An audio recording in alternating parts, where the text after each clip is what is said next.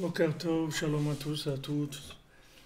Shavua Tov, Bezrat Hashem, une bonne semaine avec beaucoup de santé, d'atslacha, de shalom, de joie, d'optimisme, des mariages, des bonnes rencontres, Bezrat Hashem, des bonnes rencontres, des rencontres extraordinaires. Comme Rabbeinu l'a dit, qu'il est Shatran Agadol, c'est lui qui fait les rencontres dans le monde, les grandes rencontres, Bezrat Hashem. Alors que chacun et chacune reçoit ce qui doit, Bezrat Hashem, le meilleur pour eux. Alors la semaine dernière, jeudi dernier, on est resté sur l'enseignement on est toujours dans le principe du Emet les Amito. Et on avait dit que celui qui est Dan din Emet les Amito, alors il est Shutaf la Kadosh Baruch Hu b'maaseh Bereshit, c'est-à-dire qu'il devient associé d'Akadosh Baruch Hu, devient l'associé d'Akadosh Baruch Hu dans le Maaseh Bereshit, c'est-à-dire dans la création du monde. Alors, pourquoi? Alors Rabbi Nathan dit parce que le Ikar du Maaseh Bereshit, c'était par le Emet les Amito. C'est-à-dire la création du monde, elle était par le Emet les Amito, n'était pas par le Emet tout simple. C'est-à-dire que le Emet, c'était une étape pour arriver au Emet les Amito. C'est-à-dire qu'il y a, si vous voulez, il y a le Teva, il y a le Teva qui est une façon de voir le monde, c'est-à-dire sous le principe du Teva, c'est-à-dire de la nature.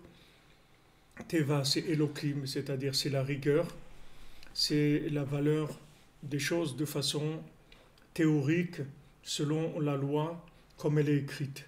Mais il n'y a pas du tout encore d'association de la miséricorde d'Hachem. C'est-à-dire l'élément de miséricorde d'Hachem, il est fondamental dans la création du monde. Donc ça, Akadosh Baruch Hu, de lui-même, il ne peut pas le faire.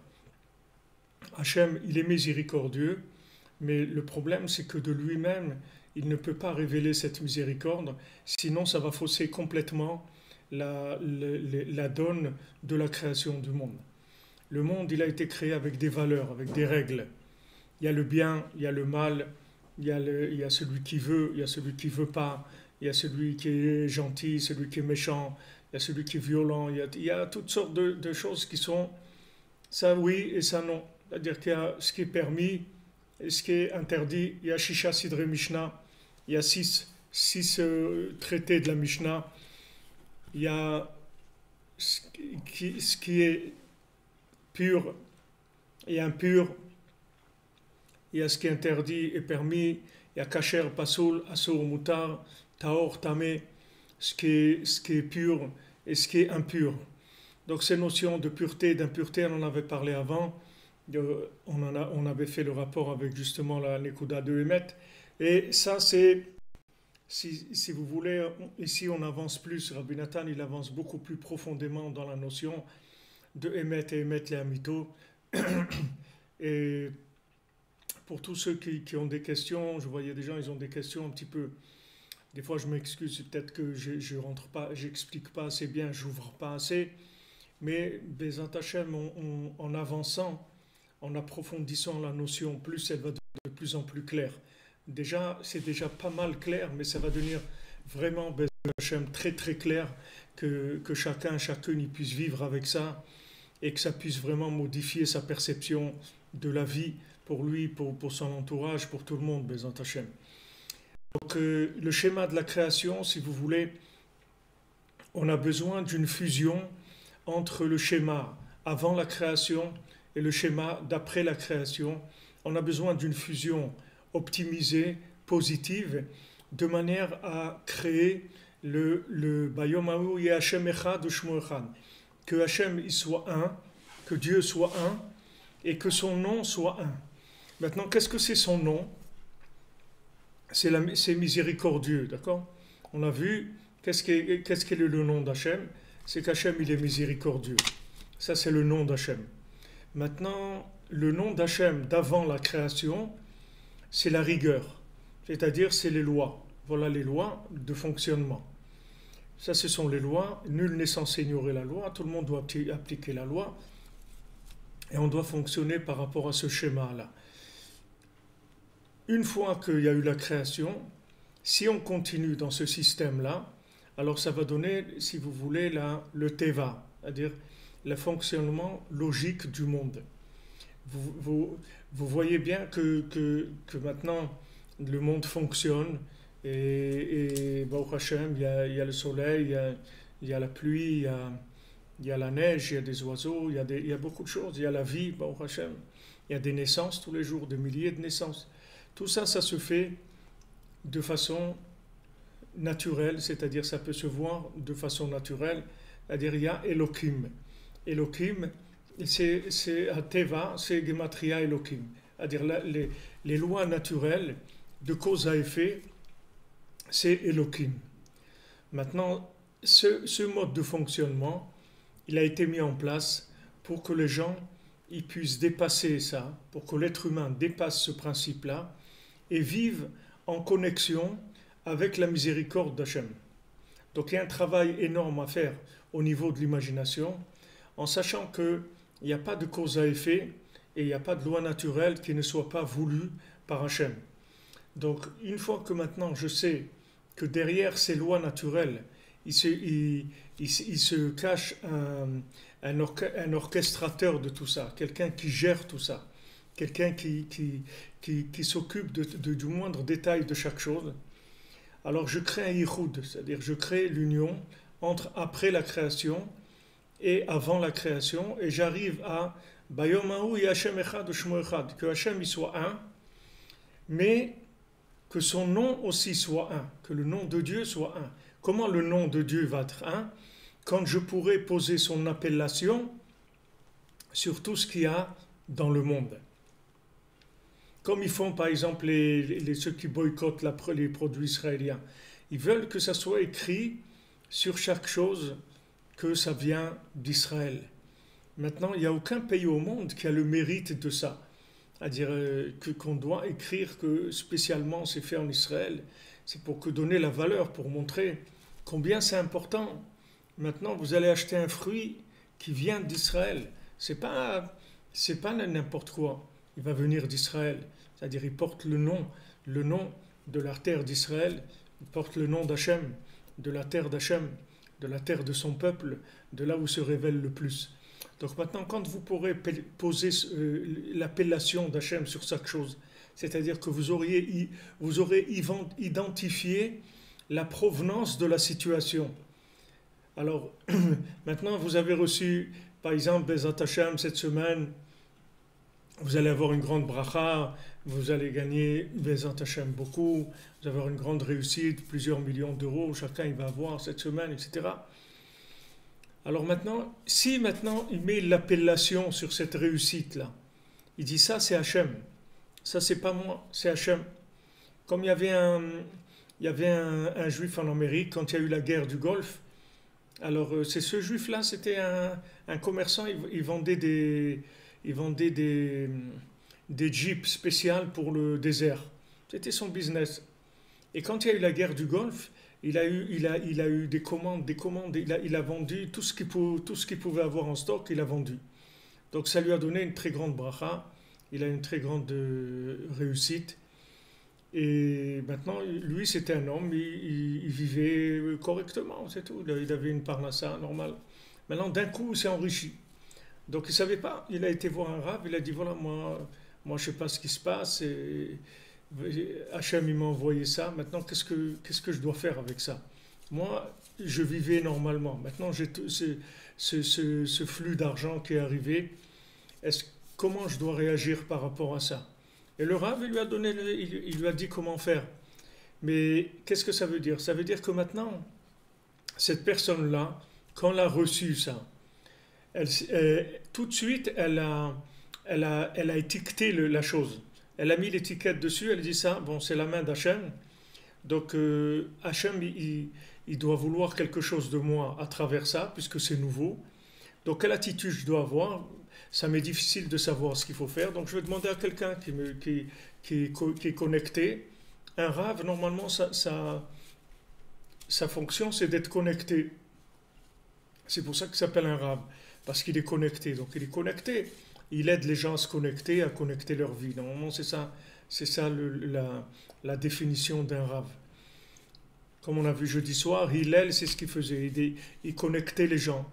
Il faisait tout ce qu'il pouvait pour descendre au niveau de la personne, là où elle était, et pour lui trouver un réseau, un réseau Wi-Fi là où il est, pour la connecter avec Hachem. N'importe où il se trouve, dans quel désert spirituel et la personne puisse se trouver, les tzadikim, c'est ça qu'ils font. Ils essayent de trouver à chacun sa connexion. C'est ça leur travail. Donc maintenant, la personne, elle a reçu une bracha, quelque chose d'exceptionnel, qui change de l'habitude, et elle veut savoir comment elle doit réagir par rapport à ça, parce que c'est quelque chose de spécial. On veut, c'est quelque chose de spécial, elle a reçu quelque chose de spécial. Et comme nous dit notre ami Quentin, c'est vrai que, que, que quand il y a c'est écrit produit d'Israël, ça permet d'acheter d'Israël. Comme ça, on achète d'Israël. C'est-à-dire, ils sont gentils, ces gens-là, parce qu'en fait, eux, ils sont pas gentils. Parce que c'est ces démons-là qui sont en eux, ces anges. D'ailleurs, quelqu'un il m'a corrigé, il m'a dit, Rabbi Frère, quand vous dites les anges et les anges, peut-être il faut dire mieux que vous les appeliez des démons. Alors c'est vrai, on va les appeler un peu des anges, un peu des démons, tout dépend des situations. Moi, je les appelle toujours les anges parce que Rabbi Nathan, je n'ai pas vu qu'il les appelle des démons dans le texte qu'on a étudié. Mais c'est vrai qu'il y a un côté où c'est des démons parce qu'ils ont tourné, ils ont mal tourné, si on veut. Ils ont mal tourné, c'est-à-dire que la vérité, par leur rigueur, ils ont détourné la vérité. Par leur rigueur dans la vérité, ils ont détourné la vérité. D'ailleurs, quand on voit que Hachem, il a pris ces anges-là de vérité et les a jetés dans le monde, ils sont devenus des monstres, parce que quand ils sont descendus dans le monde, ils sont devenus des monstres, et comme je vous ai dit que c'est rapporté, je ne sais pas si c'est le Yalkut Reuveni qui dit ça, qu'en fait, ils sont devenus des singes. Ces anges-là, ils ont donné les singes, parce ils sont tellement tombés bas, que même le corps qu'ils ont eu, c'était un corps de singe. Donc ça, c'est le résultat de leur vérité quand elle est jetée par terre. Quand elle est jetée à terre, voilà ce qu'elle donne. Quand ils ont tellement fatigué Hachem avec leurs accusations, qu'il leur dit, voyons voir, vous, qu'est-ce que vous allez faire si je vous envoie dans ce monde? Et quand ils sont descendus dans le monde, ils sont devenus des monstres, ils sont devenus des singes, ils sont devenus ils sont tombés très bas. Donc ce principe-là, que Rabbi Nathan il essaye de nous faire passer depuis des pages et des pages, c'est quelque chose de fondamental dans notre vie. C'est-à-dire que si vous vous attachez à une vérité qui est trop haute par rapport à vous, c'est-à-dire que maintenant, vous voyez la Avodat Hashem, vous voyez que c'est beau, c'est magnifique de servir Hashem toute la journée, de prier toute la journée. Comme a dit la Gemara, Alvaï shitpalel adam kolayom, Alvaï que l'homme il prie toute la journée, d'étudier toute la journée. C'est vrai, ça donne envie, c'est beau, c'est magnifique, on peut arriver à des choses extraordinaires. Mais maintenant, la vérité qu'on va voir en haut, il faut qu'elle soit par rapport à en bas, pas par rapport en haut. C'est le bas qui décide de quelle vérité quel niveau de vérité il va choisir. On regarde la carrosserie pour installer le moteur, si vous voulez. Si vous avez une carrosserie de trottinette, vous ne pouvez pas vous n'allez pas installer un moteur de Porsche 911 sur votre trottinette parce que vous allez tout de suite faire un accident. C'est pas fait pour ça. Donc il faut bien analyser la carrosserie, et la carrosserie, elle va renseigner sur le niveau de vérité qu'on est capable de connecter maintenant. C'est-à-dire à quoi on peut se connecter comme niveau de vérité. Comme on dit dans le chant de Shabbat matin, on dit Esa enai el heharim keilel velo keshamai. On dit, je vais lever mes yeux au ciel comme Hillel et pas comme Shammai. C'est-à-dire que maintenant, je vais viser le haut, mais je vais viser le haut comme Hillel, pas comme Shammai. Parce que, parce que si je lève mes yeux comme Shammai, c'est-à-dire je vais arriver au Shamaïm, au Shammai, alors après ça va entraîner que je vais me chamailler. C'est ça qui va m'arriver. Je vais me chamailler, c'est-à-dire que je vais rentrer dans la guerre, dans les nerfs, dans la dispute, dans la Torah des Esav. Donc les gens ils sont boostés par rapport à une vérité. Et ils vous amènent une vérité. C'est-à-dire le problème c'est que les gens, ils vous amènent une vérité écrite. Voilà, c'est écrit comme ça. Mais là où le point qu'il faut avoir pour pouvoir se battre contre ces vérités-là, qui sont en fait des mensonges, parce que ce sont des vérités qui ne sont pas adaptées. Ils ne sont pas adaptés. Vous allez dans un magasin, si vous rentrez chez un concessionnaire Porsche et pour acheter un moteur, le gars, il n'a pas le droit de commencer à vous faire l'article tant qu'il ne vérifie pas de qu'est-ce que vous avez comme carrosserie. Si vous avez maintenant une trottinette ou un vélo Solex ou une 2 chevaux, il n'a pas le droit de vous vendre ça. Sinon, il va aller en prison, le gars. Il n'a pas le droit. Il n'a pas le droit de vous vendre un moteur de Porsche si vous avez une 2 chevaux. C'est interdit. Il n'a pas le droit de faire ça. Donc maintenant, si vous voulez, le problème, c'est que les vendeurs de cette Torah-là, qui est une Torah théorique, ils amènent toujours des textes de vérité. Ils vous disent, voilà la vérité, ce qui est écrit. Mais ce qu'il faut tenir compte, c'est pas de ce qui est écrit. Il faut tenir compte de ce qu'il y a, de qui je suis aujourd'hui, où je me trouve aujourd'hui. C'est-à-dire de faire un bilan de ce que je suis, de scanner ce que je suis, de savoir exactement où je suis. Après, je vais choisir le niveau de vérité qui me concerne. C'est pour ça que Rabbi Nachman il dit, quand on veut étudier la Torah, il faut d'abord de la tfila, après de la Torah et après de la tfila. Il faut de la tfila avant et il faut de la tfila après.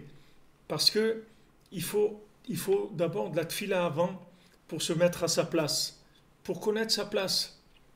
Voilà mon récipient. Mon récipient, il contient 1 litre, d'accord? Donc je vais chercher de la Torah d'1 litre et je vais remplir mon récipient.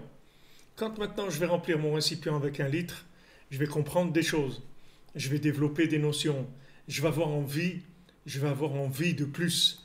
Quand je vais avoir envie de plus, c'est ça qui va grandir mon récipient. Plus j'ai des retsonotes, plus j'ai des vouloirs, et plus mon récipient il va grandir, il va grandir, il va grandir.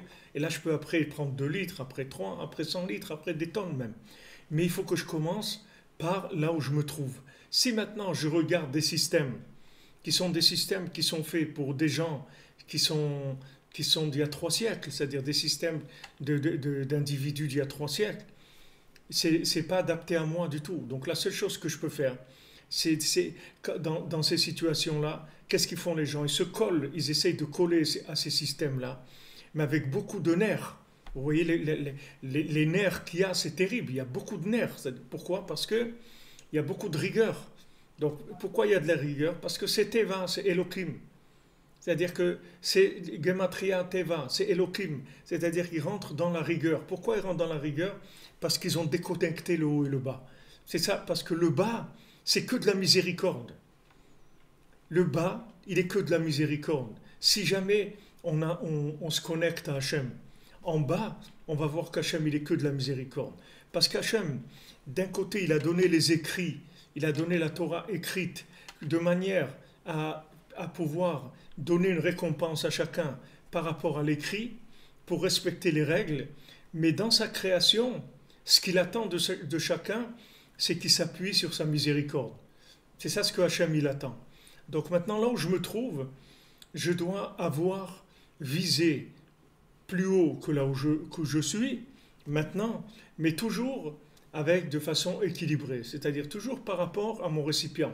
Je regarde ma carrosserie et selon ça, je vais chercher des moteurs que ma carrosserie, elle peut supporter au point de vue vitesse, au point de vue amortisseur, au point de vue frein, au point de vue accélérateur, au point de vue carburateur, au point de vue tout ce que vous voulez. Tout ce qui va dans la carrosserie, Tout ce qui va aller avec la carrosserie, il faut que je vois qu'est-ce que c'est capable de supporter comme, comme, euh, comme moteur.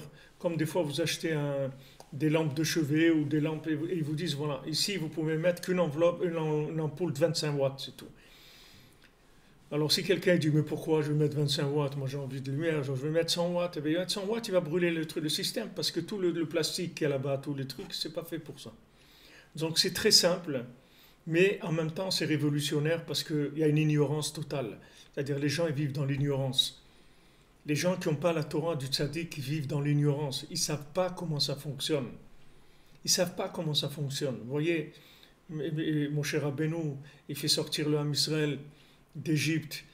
Et il dit, voilà, on va sortir et on sort vite, vite, vite. Il n'y a pas le temps de prendre quoi que ce soit, de préparer à manger, ni rien. On mange que de la galette, interdiction du Hametz, etc. Il donne des directives. Ces directives-là, elles sont indispensables à la sortie d'Égypte. Parce que c'est que comme ça qu'ils pouvaient sortir d'Égypte. Pas autrement. Pas autrement. Il fallait sortir vite, très vite. Et Rabbeinu, il a dit, ça c'était la Géoula de Mitzrayim. Mais la Géoula Harona, c'est-à-dire la dernière délivrance qu'on attend très rapidement, Bezat Hashem, elle ne va pas se faire en courant. On va sortir tranquillement. On va pas sortir en courant. C'est-à-dire que le monde va accepter la vérité tranquillement. Il n'y aura pas cet empressement-là. Parce que justement, comme on va avoir la dernière délivrance, elle va se faire avec beaucoup d'émouna, c'est-à-dire qu'on va devoir travailler beaucoup sur notre confiance dans Hachem et accepter notre place et vivre joyeux par rapport à notre place et pas chercher lo halarti begdolot veniflaot mimeni. J'ai jamais été dans des grandeurs et des choses qui me dépassent complètement. J'ai été dans ce qui est moi-même, équilibré avec ma famille, avec mon travail, avec tout. Et là, je vois une harmonie extraordinaire, je vois une musique extraordinaire. Parce que tous les instruments, ils marchent, ils fonctionnent. Tout ce que vous avez dans votre vie, c'est des instruments de musique. Votre famille, votre travail, vos déplacements, l'autobus, le métro, la voiture, d'aller faire ses courses dans un supermarché. Tout ça, c'est de la musique. C'est de la musique. Seulement, elle ne marche pas. Elle ne marche pas parce que les gens, ils ne sont pas connectés. Ils veulent autre chose, ils vivent au-dessus de leurs moyens spirituels.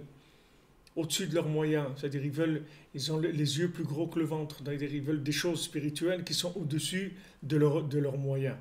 Ils n'ont pas de méthode pour vivre leur Torah, leur attachement à Hachem. Donc comme ils n'ont pas de méthode pour vivre, alors ils vivent dans un monde silencieux où les choses ne s'expriment pas. Mais si vous acceptez votre place et vous voyez maintenant que Baruch Hashem, vous êtes joyeux, vous allez voir que votre vie, elle va chanter. Votre vie, elle va chanter. Votre vie, elle va chanter, vous allez voir. Et Béhémet, vous étudiez toute la journée. Tout ça, tous ces systèmes qui ont été mis en place, c'est des systèmes, ils ont embrouillé tout pour arriver à recruter du personnel, à mettre les gens. Mais c'est pas vrai. C'est pas vrai.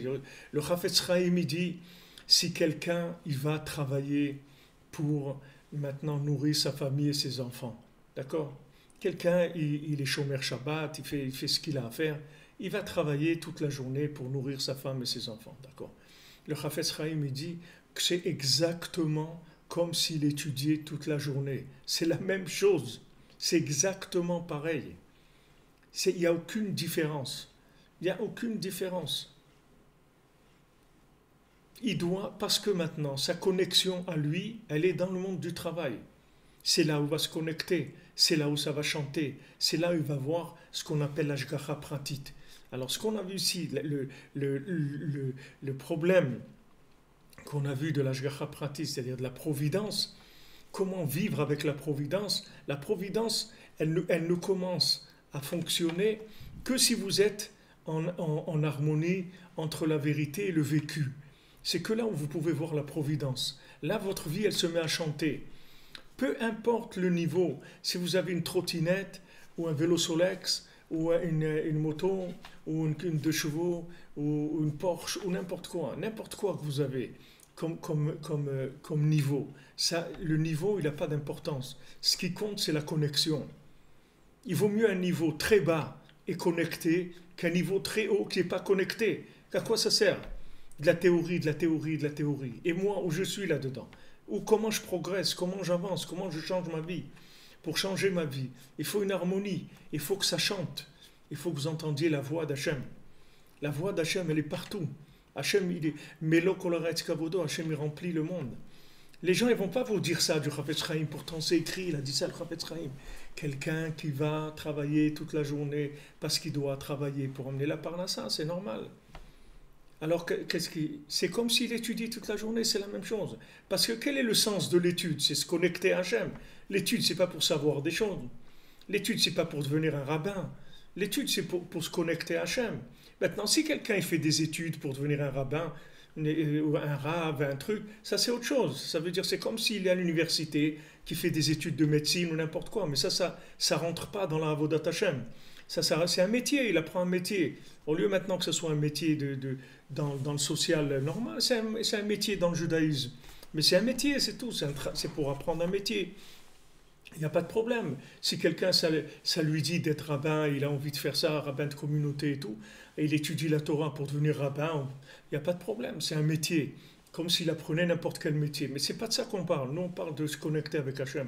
Nous, on parle d'Avodat Hachem. Quand on parle d'étudier la Torah, c'est pour se rapprocher d'Hachem. C'est pas pour avoir un métier de la Torah. C'est pour se rapprocher d'Hachem. On étudie la Torah pour trouver des connexions avec Hachem. C'est ça le but de l'étude de la Torah. Donc maintenant, si tu viens de là où tu es, où tu te trouves dans le niveau où tu te trouves aujourd'hui, tu ne peux pas te connecter à Hachem en étudiant la Torah toute la journée. Tu vas te connecter à Hachem en travaillant. Maintenant, si tu travailles 8 heures par jour, ça ne va pas te rendre du tout quitte d'étudier au moins 3 heures, 4 heures, 5 heures, 6 heures. Ce que tu peux à côté, tu vas étudier.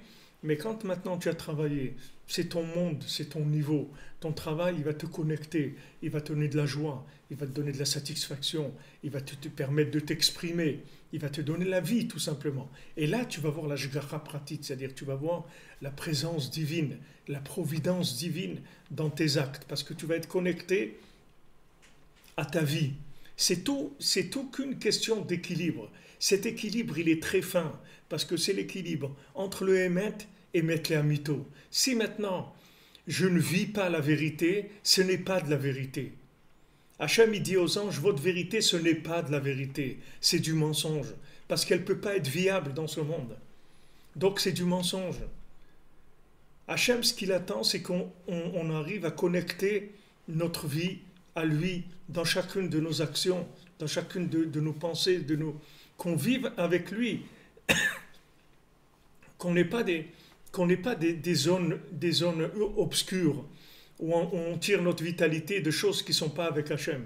Hachem, il veut être avec nous dans tout, mais ça, c'est pas possible si vous ne vivez pas à votre niveau. Si vous ne vivez pas à votre niveau, si quelqu'un il étudie la Torah toute la journée, c'est pas son niveau, il va chercher sa vitalité ailleurs. Il va chercher soit dans l'honneur, soit dans le truc, soit dans des choses beaucoup plus basses que ça. Ça peut arriver, soit c'est dans l'honneur, et il peut arriver même à l'horreur. Et entre l'honneur et l'horreur, il y a des centaines de niveaux où ça peut être. On peut étudier, on doit étudier, et on doit arriver à étudier 23 heures par jour, comme il y avait ici à Ouman. Il y avait 27 dans la synagogue Breslev, ici, dans le cloître de Rabbi Nathan, il y avait 27 personnes, 27 Breslevers qui étudiaient toute la semaine et ne rentraient chez eux que le Shabbat. Ils étaient dans le Beth Midrash toute la semaine. C'était des gens, ils ne savaient même pas ils ne se rendaient même pas compte qu'ils devaient manger, tellement ils étaient dans leur étude et dans leur prière. Ils avaient nommé quelqu'un que tous les jours il était de garde pour dire, avant la coucher du soleil, il disait « Rabota, et maintenant il faut absolument faire motzi et tout, parce que Rabbeinu ne veut pas qu'on jeûne. » Alors il leur rappelait que maintenant ils devaient manger un morceau de pain. Alors vite avant la coucher du soleil, il faisait motzi, il mangeait un morceau de pain, parce que Rabbeinu ne voulait pas qu'on jeûne. C'est des gens qui ne sentaient rien, qui ne sentaient pas. Rabbi Nathan, on lui a demandé une fois, quelqu'un lui a demandé « Est-ce que je dois étudier toute la journée ou bien je dois travailler aussi ?» Alors Rabbi Nathan lui a dit « Regarde, il y a quelqu'un une fois on lui a ouvert un trésor, le trésor du roi. On lui a dit, viens et prends tout ce que tu veux dans le trésor du roi. Alors il a amené des sacs et il commence à remplir des diamants, et remplit des diamants. Et à des moments, il est fatigué, il a faim, il a besoin. Alors il sort un morceau de pain de sa poche, il le met dans la bouche, et pendant qu'il est en train de remplir encore les sacs, il mâche son pain, et il dit maintenant, Rabbi Nathan lui a dit, si maintenant ton étude de la Torah, elle est dans cet état d'esprit-là, tu te trouves comme ça, alors il n'y a pas de problème. Mais si tu n'es pas comme ça, il vaut mieux que tu ailles travailler. C'est tout. Pourquoi Rabbi Nathan il lui a dit ça? C'est pas Chas v'Shalom de parler contre l'étude de la Torah. L'étude de la Torah, c'est une base du judaïsme. Il n'y a pas une d'aller contre l'étude de la Torah. Mais il faut une étude de la Torah qui fasse avancer la personne. Il faut avancer la personne. Si vous avez une voiture et vous avez une remorque, il faut que vous voyez combien la remorque elle est attachée à la voiture, combien la voiture elle peut tirer la remorque. Sinon, vous n'avez rien fait. Si la voiture elle avance, elle laisse la remorque, elle est là où elle n'a rien fait du tout. Il faut maintenant que la personne, avec son étude, elle ait de la joie, elle ait de la vitalité, elle avance, elle soit contente, elle voit Hachem dans sa vie.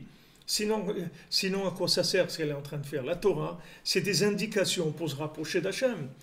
La Torah, elle n'est pas faite pour avoir de l'honneur. C'est pas pour ça qu'elle a été donnée, la Torah. Ni de l'honneur, ni de l'horreur. La Torah, elle n'a pas été donnée pour ça. La Torah, elle a été donnée pour servir Hachem, pour se rapprocher d'Hachem. Ce sont des indications de chemin. C'est comme un GPS, c'est la même chose. Parce que ce n'est pas donné pour de l'honneur. Ça a été donné, c'est une indication comment te connecter à Hachem dans ce monde. Donc si ce n'est pas ça que tu cherches, alors il faut que tu cherches Hachem dans d'autres niveaux, qui sont un langage plus adapté à toi. Donc c'est toute une question d'équilibre. Et si on arrive à garder cet équilibre-là, alors on progresse sans arrêt. On progresse sans arrêt parce qu'on voit tout le temps Hachem, là où on est. Donc il nous donne des indications. Il nous dit, voilà, maintenant tourne à droite, maintenant rajoute un peu de ça, enlève un peu de ça. Tu devrais faire un peu ça que tu n'as jamais fait, tu devrais aller là. On est tout le temps pris en main. Il y a tout le temps Hachem avec nous. Pourquoi? Parce qu'on est branché. Ça veut dire être branché, ça veut dire émettre les amitos. Ça veut dire émettre les amitos, ça veut dire émettre avant la création avec émettre d'après la création. C'est-à-dire une fusion, une union, une harmonie totale entre les textes et le vécu. C'est ça qui s'appelle émettre les amitos. Donc ici, Rabbi Nathan il dit que Karma c'est Bereshit. Toute la création du monde, c'était avec le émettre les amitos. Précisément. Parce que la vérité simple, la vérité théorique, elle a accusé la création de l'homme. Et toute la création du monde, c'est l'homme. Donc vous voyez que la vérité, comme elle est, elle accuse l'homme. Elle accuse l'homme, elle dit que l'homme il n'est pas viable, que l'homme ce qu'il fait c'est pas bien, que l'homme il va fauter, etc. Elle accuse la vérité. Pourtant l'homme, c'est lui le principal de la création du monde. C'est pas la vérité. La vérité, l'homme il n'a pas été créé pour la vérité, c'est la vérité qui a été créée pour l'homme. L'homme il n'a pas été créé pour que la vérité puisse exister, c'est le contraire. La vérité, elle a été créée pour que l'homme puisse exister, pour que l'homme puisse découvrir Hachem. C'est pour ça que la vérité, elle a été créée. Donc il faut que la vérité, elle soit adaptée à l'homme. Sinon, à quoi elle sert? Elle sert à rien.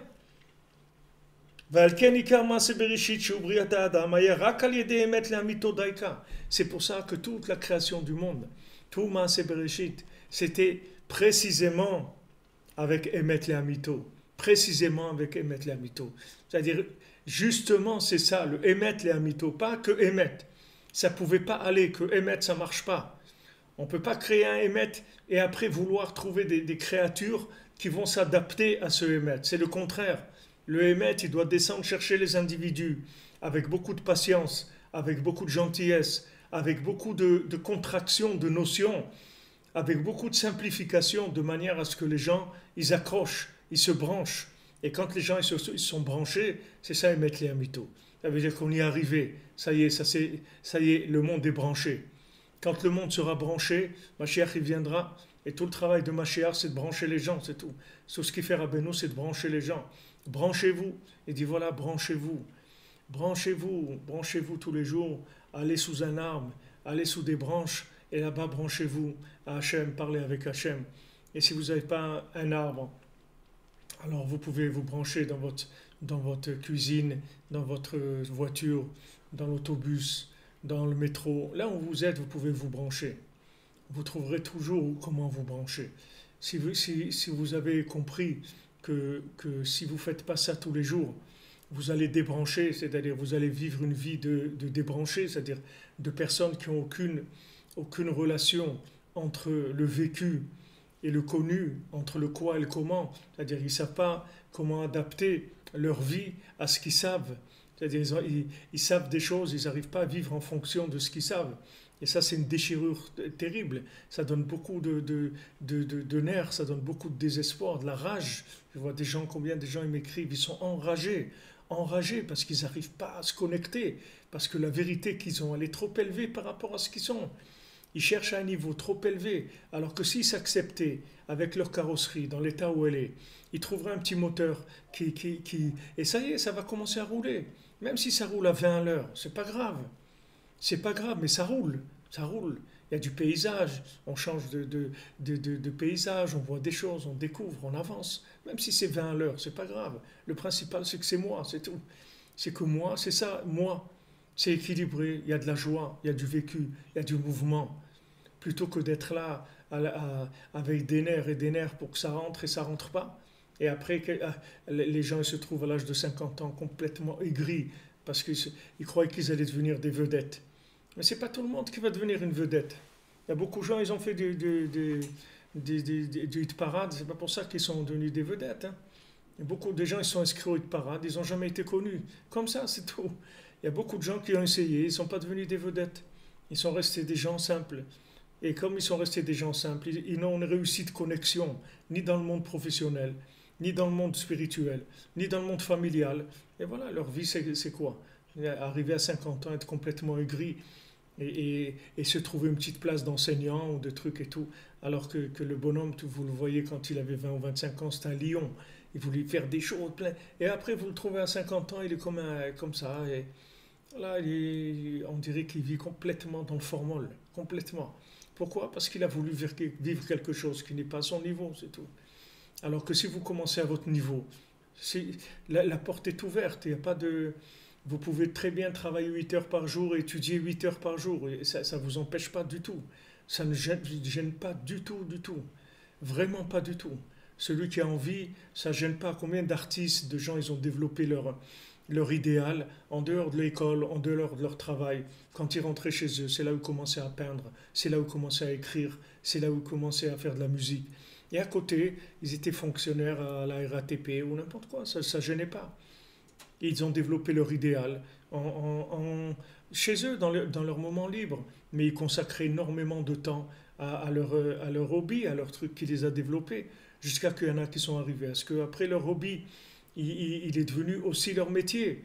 Mais c'est la fin qui est comme ça, c'est pas le début. Toutes les choses que les gens ils disent, c'est vrai. Mais le problème, que c'est pas une vérité viable. C'est pas expliquer comment on vit ces choses-là. Comment on vit ces choses-là. Les gens ils croient quand on parle, là, que je parle contre Shalom, l'étude de la Torah. Moi je ne parle pas de contre l'étude de la Torah. Moi je vous dis comment vous allez arriver à étudier la Torah, comment vous allez vous optimiser au maximum de vos capacités dans l'étude de la Torah. C'est pour réussir. C'est pour réussir. C'est écrit dans la même chose avec la femme. On a parlé, on dit voilà, une femme qui aide son mari à étudier la Torah. Alors ils en ont fait des systèmes de ça. Mais c'est pas vrai.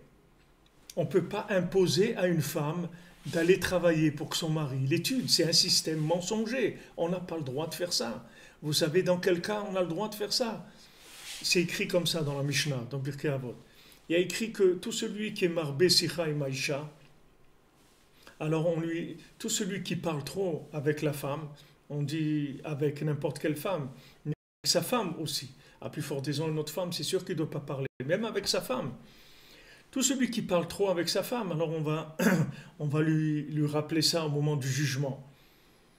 Alors on demande, on dit, mais à quoi quelqu'un n'a pas le droit de parler avec sa femme? C'est pas qu'il n'a pas le droit de parler avec sa femme. Quelqu'un, il doit parler avec sa femme. Il doit beaucoup parler avec sa femme. Seulement, si maintenant sa femme, elle voit qu'elle a un mari qui est tellement élevé dans la Torah, que sa Avodat Hashem, elle est tellement importante, elle va lui dire, regarde, ne perds pas le temps, viens, on ne va pas parler maintenant, fais ce que tu as à faire, avance dans ton truc. Pourquoi? Parce qu'elle est connectée avec lui dans ce qu'il fait. Ça, c'est la même chose. Si une femme maintenant, elle se rend compte que son mari il est tellement grand de la Torah, dans la Torah, qu'elle a envie d'aller travailler pour l'aider, c'est autre chose complètement. Ça veut dire que c'est un niveau de yichud, d'union totale. C'est autre chose complètement. Ça n'a rien à voir que d'imposer ça comme étant un système. Imposer ça comme étant un système, c'est complètement mensonger. On n'a pas le droit de faire ça. On n'a pas le droit de faire ça, d'imposer à quelqu'un qui doit être l'esclave de quelqu'un d'autre parce que l'autre, il a décidé qu'il va étudier ça. Et s'il a décidé qu'il veut faire autre chose aussi, alors quand des gens ils vont travailler pour lui, pour que lui fasse ça, s'il veut devenir ce qu'il veut, qu'il s'assume, qu'il fasse ce qu'il a à faire. Il n'y a aucun problème. Il a 8 heures, il va travailler. Après, il a 16 heures. Quand j'étais à Aix-les-Bains, alors je parlais avec un monsieur qui avait une association qui s'appelait Dvar Torah. Il faisait des cassettes, des films, etc. sur les rabbinim. Je ne sais pas si ça existe toujours. Et une fois, je parlais avec lui et il m'avait demandé de faire quelque chose. Je lui ai dit, j'ai vraiment pas beaucoup de temps. Je dors pas beaucoup. Je dormais 4-5 heures par nuit. Alors je lui ai dit, je dors 4-5 heures par nuit, j'ai pas beaucoup de temps. Alors il m'a dit, mais c'est beaucoup, 4-5 heures. Moi, je dors que 3 heures. Et je me suis dit, regarde un homme, il est tellement passionné par ce qu'il fait. Regarde, il dormait 3 heures par nuit. Maintenant, si vous voulez étudier la Torah, vous pouvez dormir 3 heures par nuit. Non, il faut que le gars, il dorme. Ça c'est 7-8 heures, il faut les faire. Ça n'a pas de problème. Il faut qu'il dorme, il ronfle comme il. Mais à côté de ça, il veut arriver à des. Il ne faut pas se mentir, il faut être dans un truc vrai. Il faut aller dans du vrai. Vrai, ça veut dire émettre les amitos. Ça veut dire ce que je suis vraiment. Là où j'ai de la vitalité, de la joie, là où je suis branché. Il faut que je sois branché. Sinon, je vais me dévitaliser si je ne suis pas branché. Sinon, après, les gens ils finissent comme des légumes. La Torah, c'est une très grande lumière. C'est pas Chas Veshalom. L'étude de la Torah, il faut arriver à étudier 23 heures par jour. Ça, c'est sûr. N'importe qui, c'est ça qu'il doit vouloir et viser. Seulement, comment j'arrive? Quel est le chemin pour show me the way? Quel est le chemin pour arriver là-bas? C'est la méthode pour y arriver qui est mensongère. Quand vous propulsez quelqu'un dans quelque chose qu'il n'est pas, où il est étranger, complètement cette chose-là, où il est passé par des choses, où il a besoin d'une purification mentale, physique, une purification du cœur. Alors Hachem, il est là avec tout le monde. Hachem, il répond à tout le monde. Les Kol Asher Yikru Behemet, tout celui qui appelle Hachem Behemet, Hachem, il est avec lui. Mais il faut que ce soit Behemet, il ne faut pas que tu sois à côté de la plaque, à côté de tes pompes. Sois là où tu es. Tu peux vouloir arriver là où tu veux. Tous les niveaux te sont ouverts et permis. Il n'y a aucun problème. Et tu as même un devoir de viser très haut. Mais là où tu te trouves, c'est là où tu es branché. Et ça, tu peux pas faire l'impasse sur ça. Donc tout ça, ça vient de Kitrouk, de ces malachim-là, de ces anges-là qui sont devenus des démons en fait. Qui sont des démons qui parlent dans le cœur de la personne. Et elle le booste, elle le pousse à faire des choses. Et lui, il croit que c'est bien, parce que c'est sûr, c'est du bien, c'est du émet. Donc, ils n'ont pas utilisé du mensonge, ils ont utilisé du émet. Et avec ce émet, ils détruisent le monde. Comme on a vu avant, Rabbi Nathan, il a dit, tous les gens qui sont tombés, ils sont tombés avec le émet. C'est avec ça qu'ils sont tombés. C'est pas avec le sheker. Le sheker, c'est après. Mais les choses qui font tomber les gens, c'est de la vérité. C'est pas du mensonge. Donc, il faut faire très, très attention. Il faut aller doucement. Rabbi Nachman, il a dit doucement, doucement. Va doucement. Qu'est-ce que tu perds si tu as envie d'étudier toute la journée? De commencer par d'abord aller travailler, apprendre un métier, avoir un travail.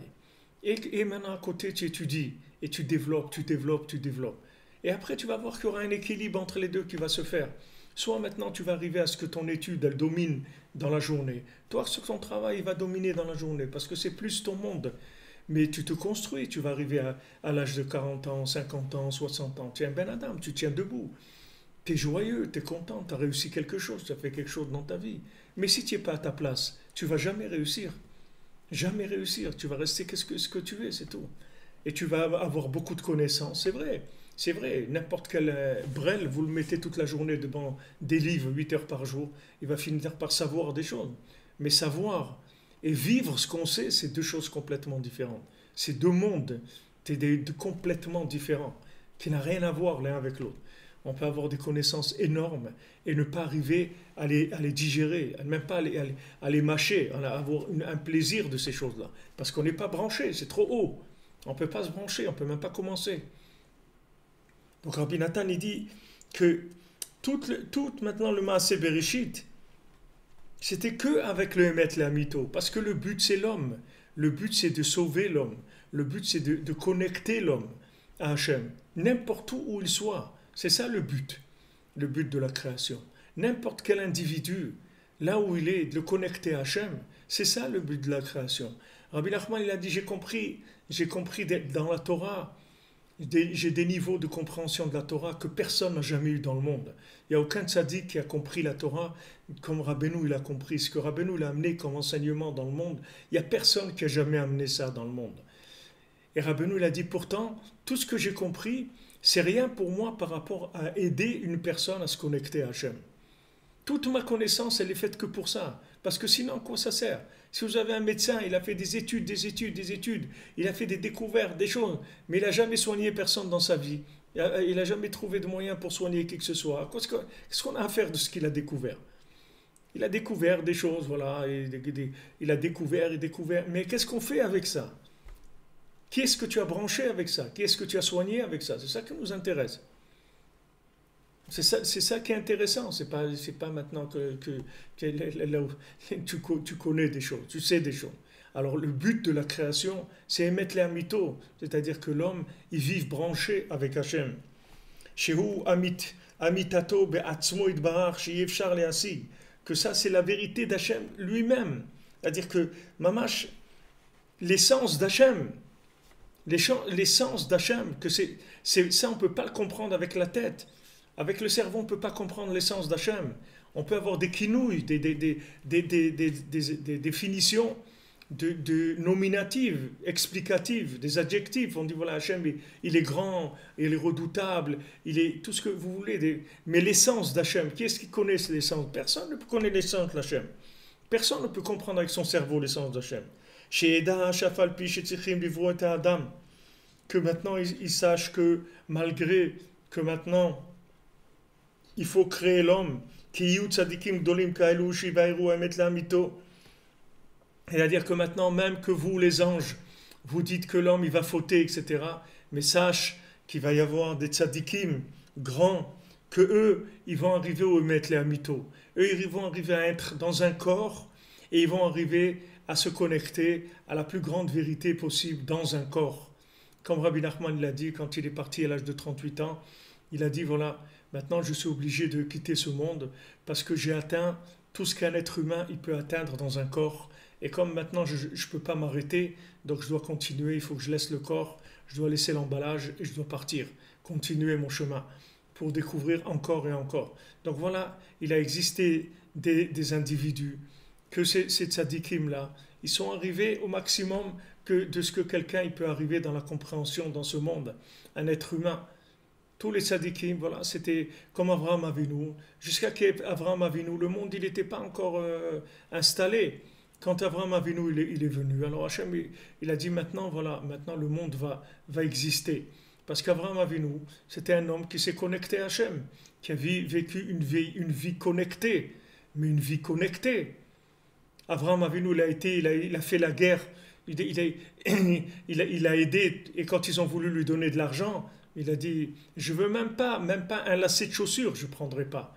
Je veux jamais que quelqu'un dise que c'est lui qui a enrichi Abraham Avinu, je veux pas. Je veux pas. C'est pas qu'on l'a pas payé pour étudier la Torah, c'est qu'il voulait pas. Il a fait la guerre, il a fait un travail, et il voulait pas être payé pour ça.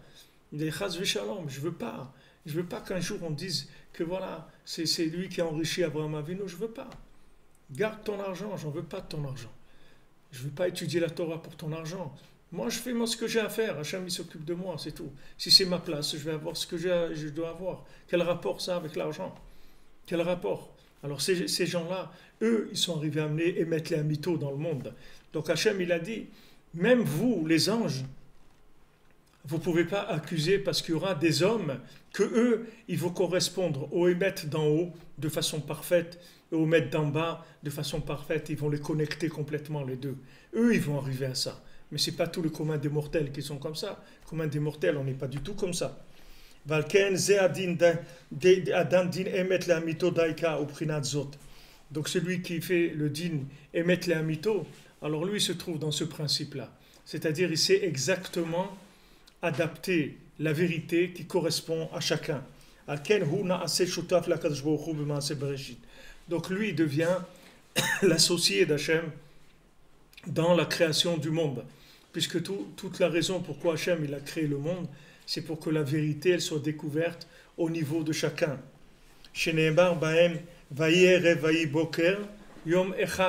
Qu'est-ce qui est dit dans la Torah? Vayerev, il y a une nuit. Vayiboker, et il y a un matin. Yom Echad, c'est un seul jour ça.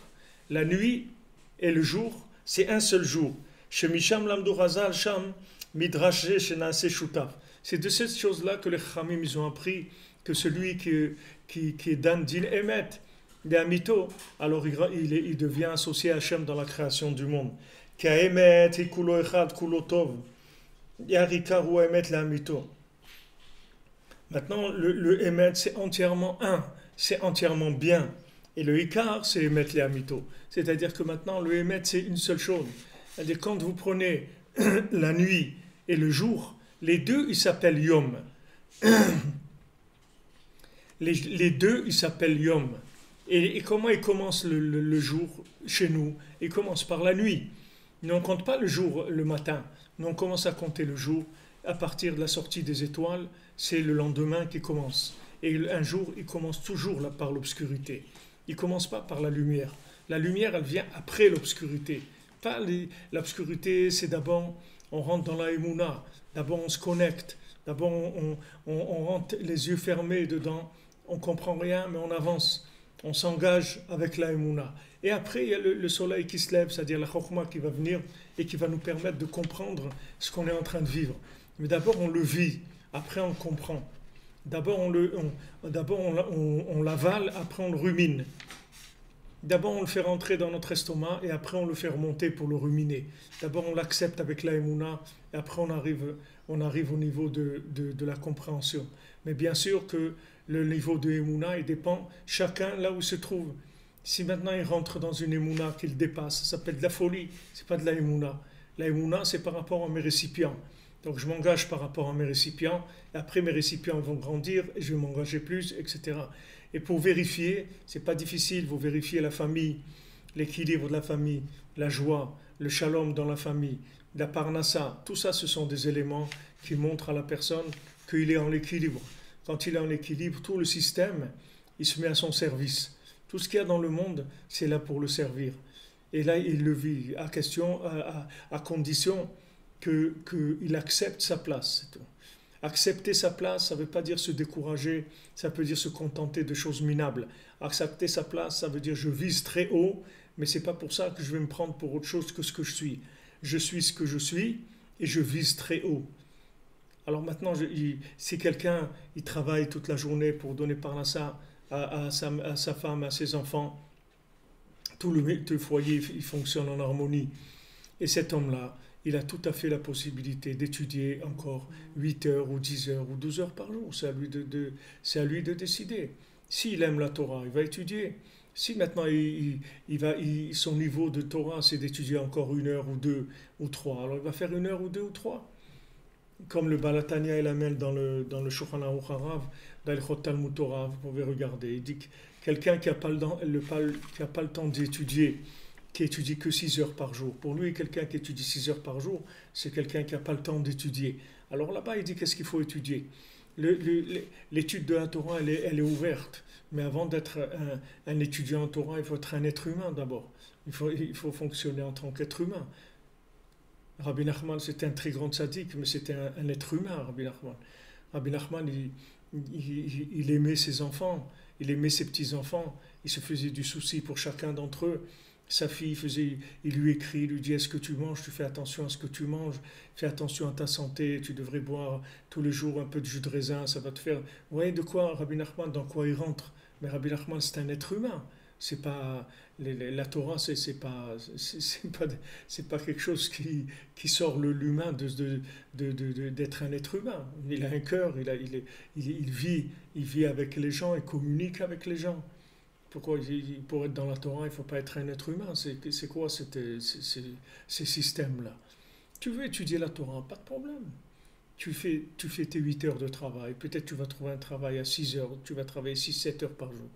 Et le reste du temps, voilà, tu es libre. Vas-y, étudie. Et avance. Et tout est ouvert, il n'y a pas de problème. Seulement, tu peux être sûr que ce que tu vas faire, ça va être branché. C'est-à-dire, ça va amener de la vitalité. Tu vas communiquer. Tu vas pouvoir donner de la Torah à ton épouse, à tes enfants. Ça va faire une famille unie. Pas qu'après chacun il part là où il part parce qu'il n'a pas trouvé de satisfaction dans la maison. C'est normal, si quelqu'un il n'est pas branché, il ne peut pas transmettre à ses enfants. Qu'est-ce qu'il va transmettre à ses enfants?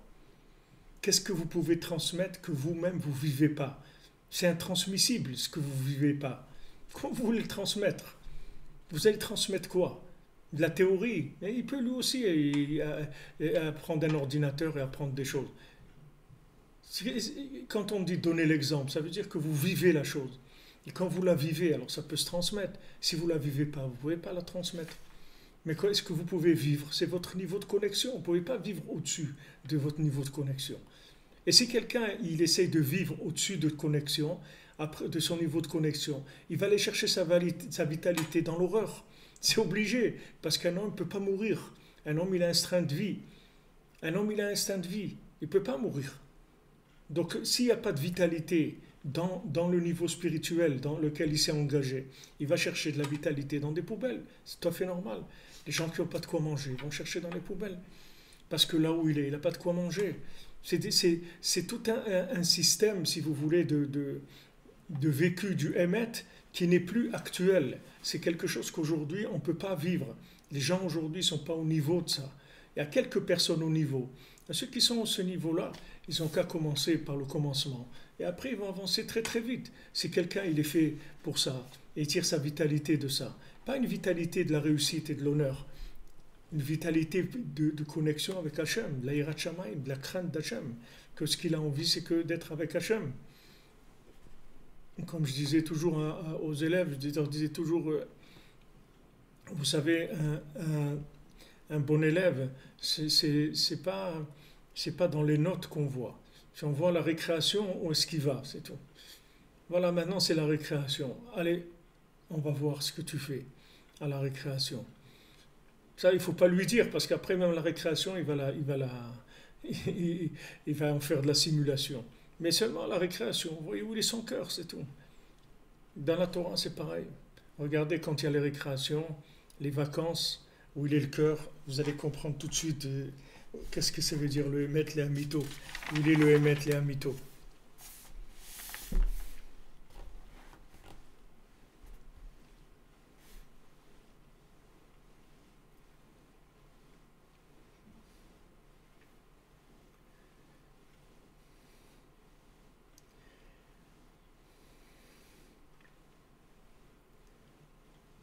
Et en fait, Rabbi Nathan, il va après nous parler de toute la discussion qu'il y avait entre Hachem et Moshe Rabbeinu sur le fait que Moshe Rabbeinu ne voulait pas délivrer le Ham Israël. Il ne voulait pas les faire sortir d'Égypte. Parce que même Moshe Rabbeinu, c'était difficile pour lui de concevoir et mettre la mytho d'Hachem. Qu'est-ce qu'Hachem, le plan qu'il avait à Hachem avec le Ham Israël. Même pour Moshe Rabbeinu, c'était difficile. Alors, Bezant Hachem, ça, on commencera demain ce passage-là.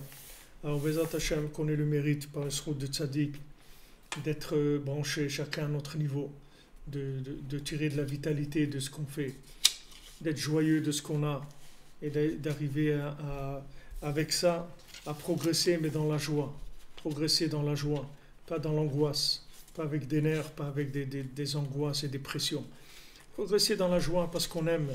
Bezat Hashem. Alors, une bonne semaine, des bonnes nouvelles, beaucoup de santé, de réussite, de shalom, Bezat Hashem. Merci pour, merci pour tous ceux qui nous aident là, qui partagent, qui sont avec nous et qui nous soutiennent, qui nous envoient des mots gentils, même si vous avez des questions. Moi, j'essaie de vous répondre aux questions que vous aurez posées par écrit, j'essaie de les intégrer dans le cours. Mais merci pour votre participation, pour le fait qu'on vit de quelque chose comme ça interactif, Baruch Hashem. Et merci pour votre aide aussi, tous ceux qui nous aident à diffuser. Baruch Hashem, on arrive à avoir des moyens pour faire plus de publicité dans des sites, dans des endroits. Essayez de servir aux gens le Emet, la Mito, pour que ceux qui sont en recherche de ça puissent se trouver, Bezat Hashem. Be'atzlacha, Shavua Tov.